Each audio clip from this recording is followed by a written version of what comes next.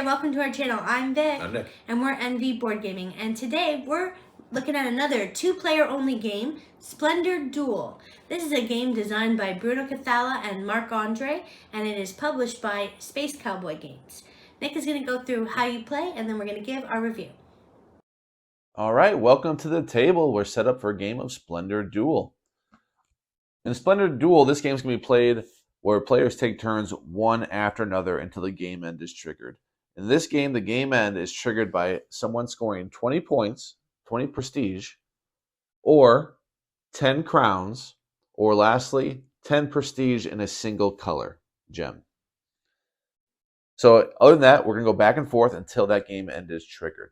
Now we have some optional actions we can do at the start of our turn. We can do none of those, one of those, or both. There are two choices here, though. You can use privilege to start the game. This is privilege here. To start the game, the second player is already going to have one of these privilege tokens. So to start their turn, they could spend this privilege to get a gem of their choice, other than a non-gold gem. And I'll explain why soon. Any gem, non-gold. That's what the privileges mostly do. So they're going to have one of those. They could use that privilege to take one of those gems. Or they can replenish the game board. We're going to be running out of these gems as people collect them, and you may be incentivized to go ahead and replenish and have the first pick of the 3 gems you will take on your turn.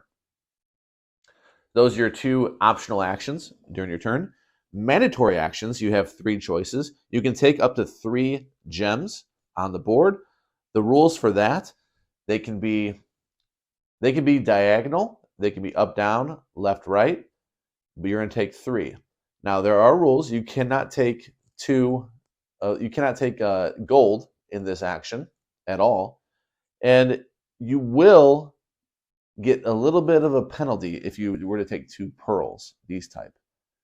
You can do it, but there's a penalty because your opponent is going to get a privilege. And if these privileges are out and you have 2 and they have 1, they will steal it from you if you were to take 2 pearls. Another way they can get a privilege is if you take 3 of the same color. Nothing's standing out to me on this board. Yes, it is.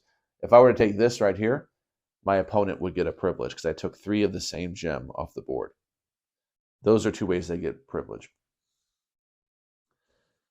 All right, so that is one action. You can take 3 tokens. Anything else is illegal. I can take these 3. That would be my action. Another action you can do, and this is the only way to get gold, is to take a gold token and reserve one of these cards right here. This is the whole point of the game. If you haven't played Splendor before, you're trying to get the prestige tokens on these cards. Not only that, but they add gem totals to your supply, permanent gems that help you pay the resources at the bottom right here. This is what costs to acquire. However, the action I'm explaining is simply reserving it. So you do not need these prerequisites right here. I can just reserve this and take a gold, and that would be my turn. And the last action is to purchase one of these jewel cards. You'll pay the resources shown at the bottom left. You can see this is the new resource, the pearl right here. They're only used to pay for certain things. And you will acquire these cards. You can see the cards have different things on them than we're used to, let's say. They have immediate actions shown at the top left. They have prestige points, and they have the gem it will be for the duration to help pay for other jewel cards. They also have sometimes these crowns, which again was a victory condition if you get 10 of them, and so on. So that is your third and final choice as a mandatory action. All right, so we can go over the card abilities because that's pretty much the game. So card abilities here. Let's see one that has one. Here's one. This one is to steal a gem from your opponent. It has to be non-gold. You cannot steal a gold from your opponent. This one is to take a privilege. Again, if there are none available, you're going to steal it from your opponent. This one here, you're going to place this card so it overlaps a jewel card with a bonus and treat that card as though it were of that suit, of that color. So that could help if you're trying to go for this victory condition especially, because it gives you 1 extra point to go for that victory condition. If you don't have a card with a bonus, you cannot purchase one of these. It has to have a bonus. Let's see. I'll pull up the rule book. I don't see any other ones here. Nope. So let's see what else we have. This one gives you another turn. You might be used to that, seeing that symbol in games. Just gives you one more turn if you were to get that.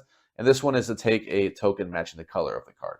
So if there is not a color out here matching that, then you ignore the effect. Also up here, we have these, which you will get if you have a certain amount of crowns. You can see if you have 3 crowns, you're going to acquire one of these. Also, if you have 6 crowns, you're going to acquire one of these. Which one you acquire is up to you. There's 3 that give you a bonus ability, and there's 1 that's just an extra point. So you get 3 instead of 2.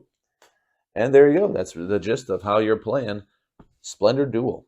Vic and I are going to go back up top and talk about this game. All right. Thank you, Nick, for giving the teach and the overview of how you play this. So we'll go by the first category, the game flow. How do you find it? If we're going to compare it to normal Splendor, I think it's Splendor Plus. There's a few more rules. There's a few more with the privilege tokens and the rules in which you can't take certain things at certain times. There's pearls out there that you can't take a bunch of, or you can, but it gives them privilege. You can't take all the same tokens because it gives them privilege. I think the 2 gold is the same as the base game. You can't take 2 gold or something. If you can't take, you can't take a gold even unless you're going to reserve a card. So there are some, like a little bit plus rules as far as that goes. So the game, it does feel like it's borderline fiddly, but I won't call it fiddly. I think it's just it's on that border compared to the previous. If I don't compare it at all to Splendor, I think it's fine. It's I fine. can It's see normal. that too. It's neutral. I felt that the same sort of vibe as you did in comparison with regular Splendor. There were a little bit more different ways that you could win with the different winning conditions. So. Yes, there's 3 ways to win. Yeah, there's 3 ways to win. There's something to that as well. Just to add a little tiny extra complexity to Splendor. Whether we think that's a good or a bad thing, we'll get into. Yeah. But if we're just saying straight up game flow, the privilege thing, I think, adds a little bit that kind of throws a little wrench in that game flow a little bit. The downtime. It's good. I mean, you're not waiting very long. You don't have that many options. Yeah, just do your thing and go. There's not much that unless you have AP, consider. that's with any game. You can have AP, but no, I don't think. I would say it goes by pretty quick, and the game time, the duration of it, it doesn't seem to take. But we have another section for that, so we'll talk about that. Mechanics. This is a game that again, a limited amount of actions that you have. So the mechanics of the game, I think, are strong for what it is, but it is not that complicated, I suppose. Yeah, I think what it comes down to is it's kind of interesting. The game does have kind of interesting decisions. And in a game that is Splendor, it still has those interesting decisions, even though they're easy usually. You're not playing, the game isn't playing itself, which I hate in games where it's like, why do I even, it's obvious. It's not always obvious. Because the way there's so many things, there's actually a lot of things to consider in Splendor. Splendor Duel especially, because now you have the privilege and all that. I think that the mechanics are strong. It's surprisingly strong. When you're in the middle of the game, you're realizing different things you're thinking about in the game, and it's kind of more deep than you expect. Yeah, and especially you're reserving a token, you're reserving a card that you're ultimately going to use, and you're looking at each of your colors and how they're scoring up, and you're thinking about that, and which one am I going to take, and what are they going to take, and how much effort is it going to be for me to get the stuff I need for this order? Should I just do the other one that'll get me the quick difference? It'll add to the other score that I'm tracking, so stuff like that. Or you get one of those cards, or score cards, when you can get someone. The randomness to it. Randomness. I don't think it's too bad, but it is. I mean, at some point you do have to look at the order that those gems are put out, but you can resolve that by refilling them if there's none left out there that work for you. So yeah, I mean, you're at the mercy of a draw. The cards that are out there, yeah. So I'll give it a neutral, I guess. I mean, it's not that bad. It's not terrible. There's not much you can do to negate it, but you could just go for another thing or do a different action. Yeah, you kind of have to, but yeah. You just move on. Yeah, you just got to deal with whatever's out there. Yeah, and other people will, fulfill stuff and things will come out and they'll take things. Yeah. Yeah, so it's not too bad. Replayability.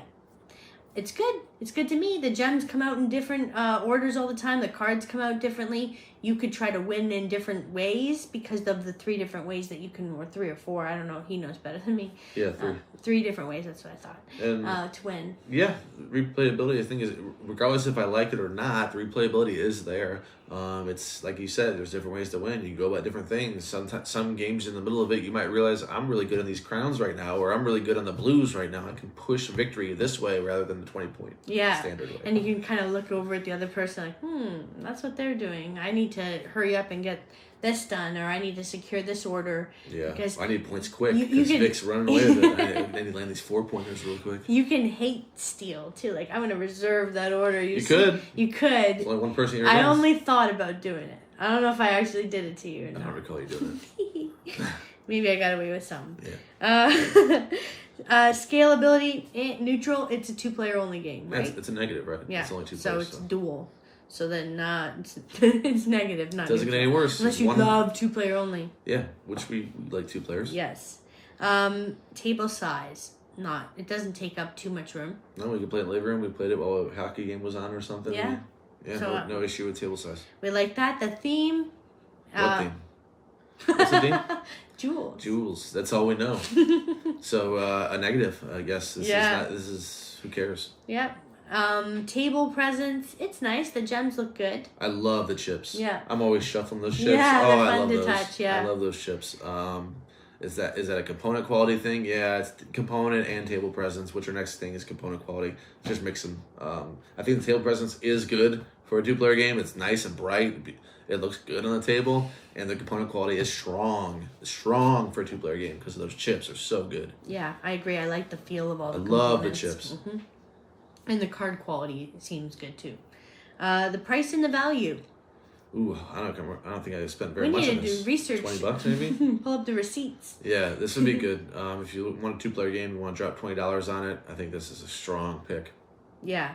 And the setup time, it's not too bad. I mean, you get a bag full of gems. You kind of mix them up, put them out in a pattern no issue. that you follow.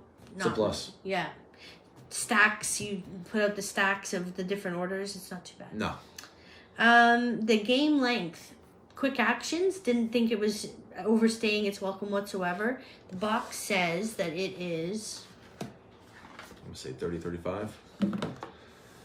Maybe not. 25, 35 in that range. It doesn't even say. Yes, it does. 30 minutes. 25, 35. That sounds right. Mm-hmm. Which is good. I found the game good. Yeah, complexity I mentioned a little bit before. The only thing that is really that adds as far as complexity is the privilege, and it's a little wonky. When I was saying the fiddliness is it's right on the cusp. Because I mean, sometimes all the privilege is assigned, but then you just steal it from another player, and you're like, oh, what does that do again? Oh, it just gives me a gem. How do I earn that again? Oh, I get it when people refill and these different things, and also the symbology is in. When you get those immediate bonuses, I always find myself having to look. What was that again? I forgot about them. Yeah, I wasn't even getting those people and then afterwards you had to remind me. So there were on the back. At least it has a player aid on the very back of the rules that you can look at. And we just leave that open and remember. Okay, that means to steal a privilege or steal a gem from the other player. The symbology a non-gold. I found that, and I guess last but not least, how fun was it? The most important category. What do you got? What do you think? I think it's really fun. I like playing it. We played the Splendor game online so we don't own the physical copy of Splendor. So we just played online. So to actually get to touch the little the chips with the gems on it, I like that. I liked dueling it out with Nick and the tension of trying to win and pull off a win. So I think it's very fun. I'm really happy I don't own Splendor. I'm happy I never bought Splendor or the Marvel one, whatever that one was. I'm happy I got this version. This version I like. It has a little bit more for me, and I really don't have an urge to play Splendor at 4 ever. So I always played Splendor at 2 with Vic. It's just something quick, pass the time. It was something simple. You don't have to re-explain it. Really snappy. And now we have it in a physical form that is catered to 2 players, and I think it really worked well. Yeah, me too. So my score is an 8. I gave it a straight up 8. Just enjoy it. Like it. Nice. All right, that's 2 in a row for me, 8.3. For a two-player game, two-player only game, I'm on that scale. I think it's a strong two-player only game. There aren't that many two-player only games that I really do like. There's Targi, there's the Skull Hollow Mall Peak, there is this one is up there, Watergate. There's only a few out there that I really, really like, and I think this fits that category. Just below Beer and Bread, which we just reviewed, which I gave another strong score for. I think if we were to do a two-player only top 10 game, these games that we've reviewed the past couple of last two reviews. Yeah, so definitely Splendor Duel would be there, and I would have Beer and Bread in there. Those wouldn't be in the top 5, I don't think. No, a top 10. But top 10, I agree. Yeah. I think those would both get in. Well, thank you so much for joining us for another overview and review. We hope that you enjoyed the video. If you did, please click the like, thumbs up, and subscribe to our channel for more great reviews. We'll see you next time. Goodbye. Bye.